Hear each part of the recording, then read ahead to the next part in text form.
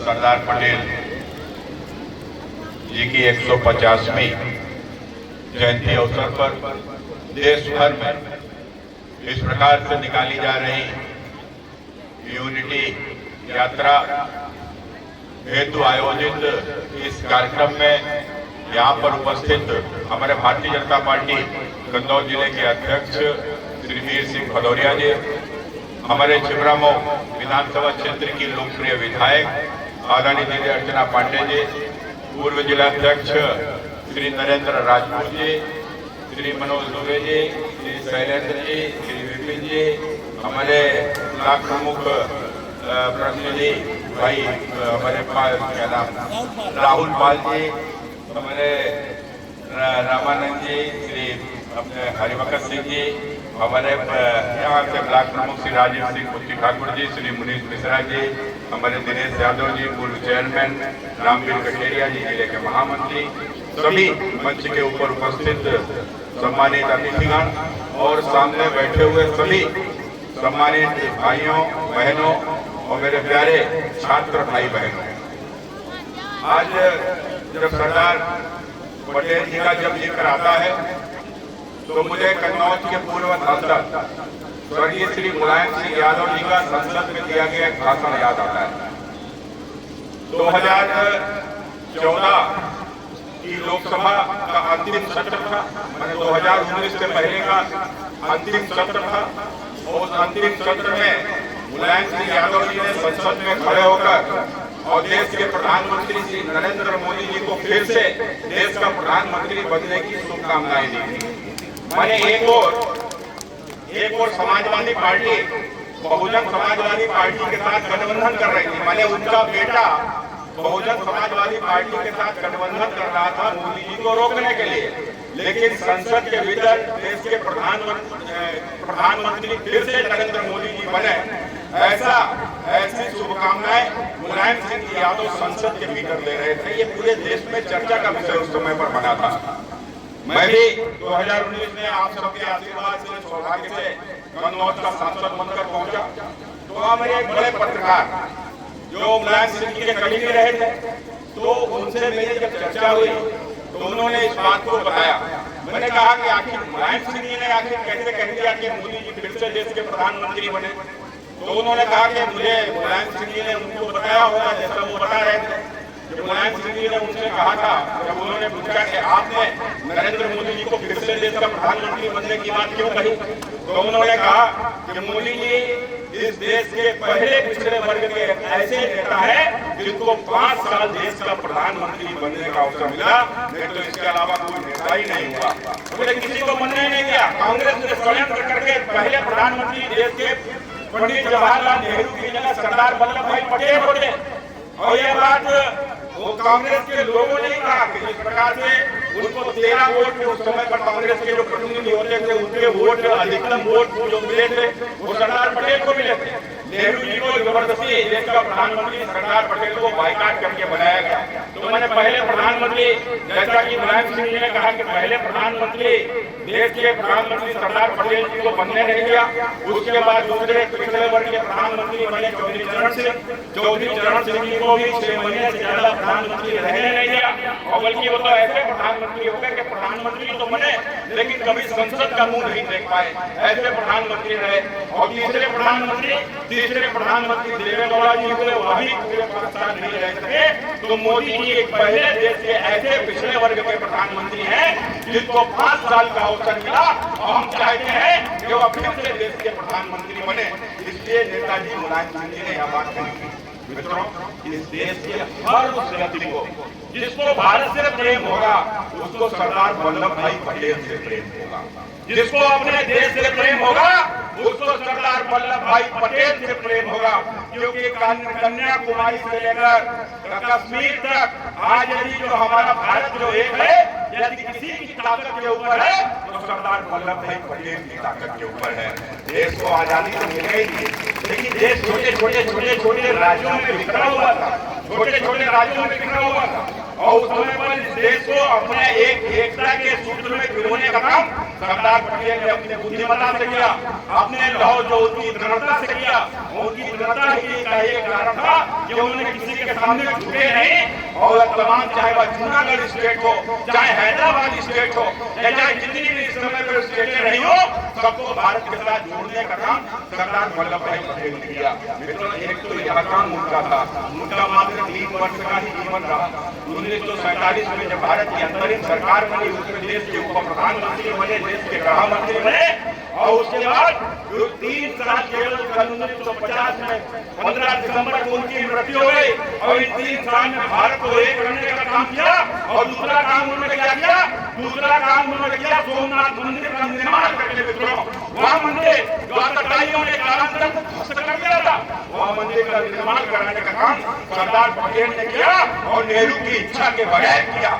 मित्रों, इस प्रकार का हुआ व्यक्तित्व, मैं तो इस बात को जिम्मेदारी से कहता हूँ कि सरदार पटेल को मात्र 3 वर्ष नहीं मिले। यदि सरदार पटेल को 10 वर्ष मिल गए होते तो राम मंदिर कब्जा बन गया होता, मथुरा की भी समस्या समाप्त हो गई होती। मित्रों, मथुरा की भी समस्या समाप्त हो गई। और यही कारण है, आपने देखा कि सरदार पटेल के यही 2 इतने बड़े काम हैं, इतने बड़े काम हैं कि उनको भारत रत्न दे देना चाहिए था। लेकिन आपने देखा होगा, वह कांग्रेस की सरकार, वो नेहरू को तो भारत रत्न मिल गया, नेहरू की बिटिया को भी भारत रत्न मिल गया, और उसके बाद राजीव गांधी को भी भारत रत्न मिल गया। इनका सरकार अगर बनी रहती तो हाइब्रिड को भी भारत रत्न दे देते, हाइब्रिड को भी भारत रत्न दे देते। वो तो इस प्रकार के लोग हैं। आपने देखा होगा, गांधी नेहरू परिवार के नाम से देश के तमाम बड़े इंस्टीट्यूट है, गांधी नेहरू परिवार के नाम से देश के तमाम बड़े संस्थान हैं, एयरपोर्ट है, अस्पताल है, बड़े शिक्षण के संस्थान है। लेकिन सरदार पटेल के नाम से एक भी संस्थान क्यों नहीं हुआ?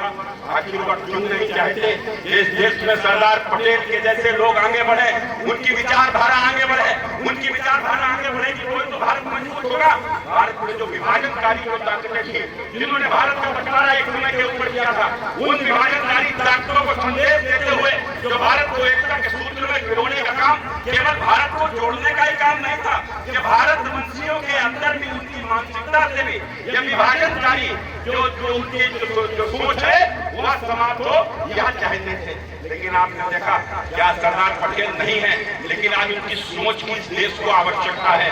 क्योंकि इस बार एक बार फिर से इस देश में आप सबने देखा होगा कि देश को किस प्रकार से तोड़ने के तमाम प्रकार के षड्यंत्र किए जा रहे हैं। तमाम प्रकार के हमारे नेता इस देश को जातियों में बांटो, इस देश को संप्रदाय में बांटो, भाषा में बांटो, और बांट कर इस देश में झगड़ा कराओ, इस देशवासियों को लड़ाओ, आपस में लड़ाओ, ताकि हमारे हित पूरे हों। और हमारे साथ साथ उन तमाम लोगों के जिनका षड्यंत्र है इस देश के और भी टुकड़े हों। जैसे एक टुकड़ा पाकिस्तान हुआ, बांग्लादेश हुआ, ऐसे ही भारत छोटे कई राज्यों में बट जाए, ऐसे लोग सफल हो जाएं। लेकिन आज आवश्यकता है यदि सरदार पटेल की विचारधारा को मजबूत करने की, और मुझे पूरा भरोसा है कि हम लोग मिलकर सरदार पटेल की विचारधारा को मजबूत करेंगे, उनके बारे में नई पीढ़ी को बताएंगे, नई पीढ़ी उनके बारे में जानेगी, तो निश्चित रूप से सरदार पटेल के बताए हुए रास्ते पर चलेगी। और जो उनका लक्ष्य था, एक भारत और श्रेष्ठ भारत, वो एक भारत और श्रेष्ठ भारत होगा, एक भारत आत्मनिर्भर भारत होगा, यह संकल्प सरदार पटेल का पूरा होगा। इसलिए मैं बहुत लंबी चौड़ी बातें न करता हुआ मैं तो सिर्फ इतना ही कहूँगा कि आपने देखा होगा, अभी देश में हमारी दिल्ली के भीतर, राजधानी के भीतर एक विस्फोट हुआ, और जब विस्फोट हुआ उस विस्फोट में 8-9 लोगों की मृत्यु हो गई, कई लोग उसमें घायल हो गए। इतने लंबे समय के बाद भारत की राजधानी में इस प्रकार से विस्फोट करने की आखिर किसी की हिम्मत कैसे हुई? आखिर कैसे इस प्रकार के लोग निकल कर आते हैं? ऐसी हिम्मत इनकी इसलिए हो जाती है कि हमारे देश की राजनीति ऐसे लोगों का कहीं न कहीं सपोर्ट करती है। और मैं इसके लिए बड़ी जिम्मेदारी के साथ, मैं इसके लिए नहीं किसी को दोषी मानता हूँ, मैं भारत के विपक्ष को तो दोषी मानता ही मानता हूँ, लेकिन साथ साथ मैं अपने कन्नौज के सांसद अखिलेश यादव को भी इसके लिए दोषी मानता हूँ। और मैं इसलिए जिम्मेदारी से इस बात को कह रहा हूँ, यह बात कोई भाषण देने वाली बात नहीं है। आपने देखा होगा, जब IEX पकड़ा गया था, जब इन लोग डॉक्टर ये पकड़े गए और इन डॉक्टरों के घरों में जिस प्रकार से विस्फोटक पकड़े गए, 3-3 हजार किलो विस्फोटक, माने पूरी दिल्ली को तबाह कर देने की तैयारी थी।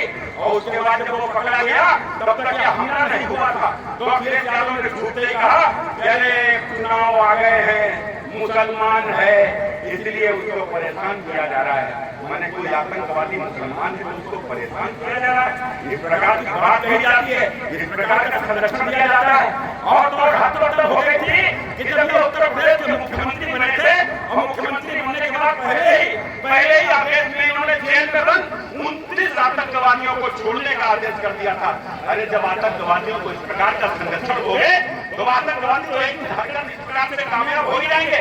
अरे एक बार एजेंसी पकड़ लेगी, 2 बार एजेंसी पकड़ लेगी, 10 बार पकड़ लेगी, 50 बार पकड़ लेगी, 100 बार पकड़ लेगी, लेकिन एक बार भी वो कामयाब हो गए तो वो नुकसान तो हमारा कर देंगे, उन्होंने हमारा नुकसान कर दिया है। इसलिए मित्रों, यह विभाजनकारी नीति, यह विभाजनकारी सोच, यह आतंकवादियों को भी संरक्षण, दंगइयों को भी संरक्षण, केवल वोट का लालच, केवल वोट का लालच। इसलिए मित्रों, हमें इसको भी समझना होगा, हमें अपने आने वाली पीढ़ियों को समझाना होगा किस प्रकार से हमारे साथ षड्यंत्र हुए हैं। इस देश में आजादी के बाद भी षड्यंत्र हुए, आजादी के पहले तो होते ही थे, लेकिन आजादी के बाद भी हमारे भविष्य को तबाह करने का जो षड्यंत्र चल रहा है, देश की डेमोग्राफी बदलने का षड्यंत्र चल रहा है कि भारत की आबादी में जनसंख्या बदल दो, एक बार जनसंख्या बदलने का किस प्रकार के षड्यंत्र हुए आपने देखा होगा। अभी हमारे उत्तर प्रदेश में तो एक झांगुर बाबा पकड़ा गया था, झांगुर बाबा, वो झांगुर बाबा धर्म परिवर्तन करा रहा था, पकड़ गया। लेकिन तो उत्तर प्रदेश में भाजपा की सरकार है, योगी आदित्यनाथ मुख्यमंत्री है, तो झांगुर को झींगुर बना दिया गया। न तो आप सोचो कि ऐसे कितने ही झांगुर, ऐसे कितने ही झांगुर हमारी जनसंख्या को बदलने के लिए लगे हैं। हमारी गरीब बच्चियों को उनके साथ किस प्रकार से हमारी बच्चियों की सौदेबाजी करते हैं कि हिंदू की इस जाति की बेटी ले आओ, इतना पैसा ले आओ, उस जाति की बेटी ले आओ, इतना पैसा ले जाओ, उस जाति की हर जाति का रेट खोला हुआ था। लेकिन मित्रों, इस प्रकार का षड्यंत्र क्यों होता है? यदि हिंदू की बेटी की शादी यदि हिंदू के घर पर होगी तो हिंदू के बच्चे पैदा होंगे, तो उसकी शादी हिंदू से नहीं होगी, उसकी शादी दूसरे धर्म में हो जाएगी तो हिंदू के बच्चे नहीं होंगे, दूसरे के बच्चे होंगे। हिंदू की आबादी रुक जाएगी, दूसरे की आबादी बढ़ेगी, और जब दूसरे की आबादी बढ़ेगी तो क्या होगा? आप सबने देखा क्या हो रहा है पाकिस्तान में, क्या हो रहा है बांग्लादेश में। पहले तो किस्से होते थे, कहानियां होती थी, लेकिन जो कुछ भी बांग्लादेश में हुआ हम लोगों ने अपनी मोबाइल पर विजुअली देखा है, टीवी की स्क्रीन पर देखा है। किसी को मारकर पेड़ पर टांग दिया, किसी को मारकर पुल के ऊपर लटका दिया, जलाकर जिंदा कूड़े की गाड़ी में भर के पूरे गांव में इसलिए घुमाया गया कि गांव में दहशत आ जाए। इस प्रकार की स्थिति क्यों हुई? उनका क्या दोष था? उनका दोष केवल इतना था कि वह हिंदू थे, उनका दोष केवल इतना था कि वह पूजा करते थे, इसलिए उनको मार दिया गया। बच्चियों के साथ जिस प्रकार की हरकतें हुई हम सब ने देखा है। इसलिए मित्रों, यदि हमें भारत के भविष्य को सुरक्षित करना है, अपनी आने वाली पीढ़ियों को सुरक्षित करना है, तो याद रखना सरदार पटेल की सोच को जीवंत रखना होगा, इसको हर मस्तिष्क तक पहुंचाना होगा, और हमें एकता के सूत्र में हर व्यक्ति को पहुंचाना होगा। क्योंकि हम सब भले ही किसी भी जाति में जन्म लिए हो, लेकिन हमारी माता तो यह भारत माता है। हम सब भारत माता की संतानें हैं, और भारत माता की चिंता हम सबको मिलकर करनी है। मैं इतनी बात कहकर अपनी बात समाप्त करता हूँ। बहुत बहुत धन्यवाद।